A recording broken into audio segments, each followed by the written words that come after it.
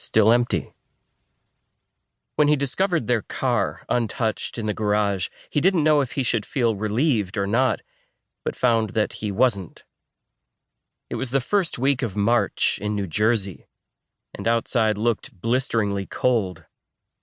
June would have had to have a very good reason to go out on foot.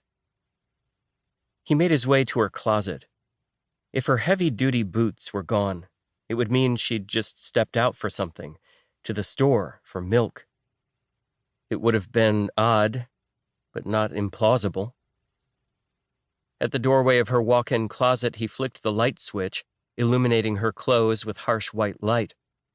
Standing at the mouth of his wife's wardrobe, which smelled so uniquely like June, coconut shampoo, and the funk of worn clothes, Ben's chest lurched with something like regret or nostalgia. The scent of his wife felt uncomfortably like a memory. On the floor was a tangled mass of dark, dirty laundry. Blouses and dresses and coats hung limply in 2 rows around him. Above, a wraparound shelf burst with haphazardly folded leotards, pairs of tights, and all her different dance shoes, thin black ones, ballet slippers, tap shoes, and those ugly beige ones with the stumpy heels. And there, in the middle of her shoe rack, were June's heavy-duty boots. She hadn't walked to the store after all.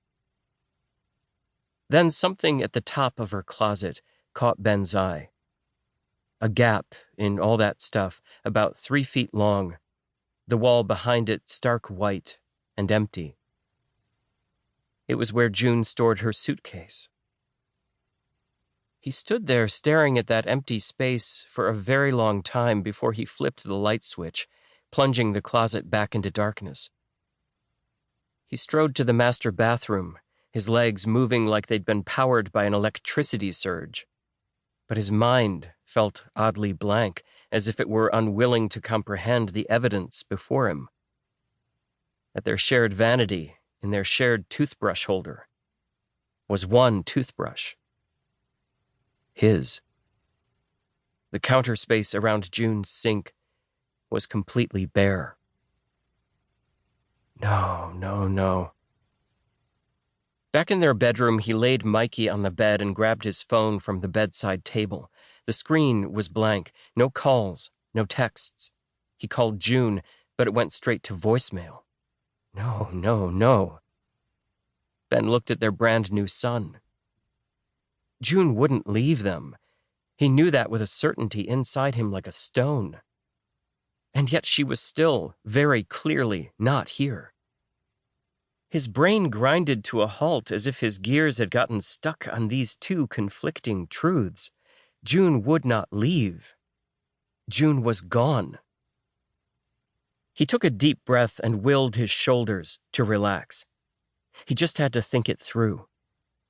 First of all, the doors were locked, and the house was untouched, so it wasn't as if she'd been snatched from their bed.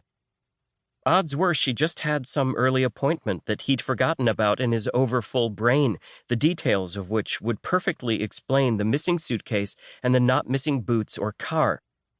She'd probably walk in the door within the next few hours, and they'd laugh about how worked up he'd gotten about her very benign appointment to the dentist.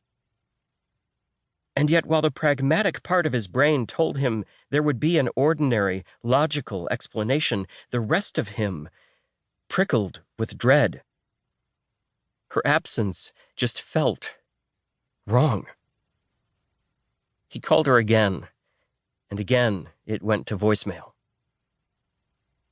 Before they had Mikey, June hadn't been particularly good about keeping up with her phone. She'd kept it on silent during rehearsals and sometimes forgot to respond to texts or calls until hours after getting them. But since she'd become a mom, she'd practically tethered herself to her device, frantically returning to rooms where she'd left it, as if at any moment Mikey might be near death, and she'd have to dial 911 to save him. Ben called again. Voicemail. And again, and again, and again. Voicemail. He stared at his screen, trying to think of someone who could help, someone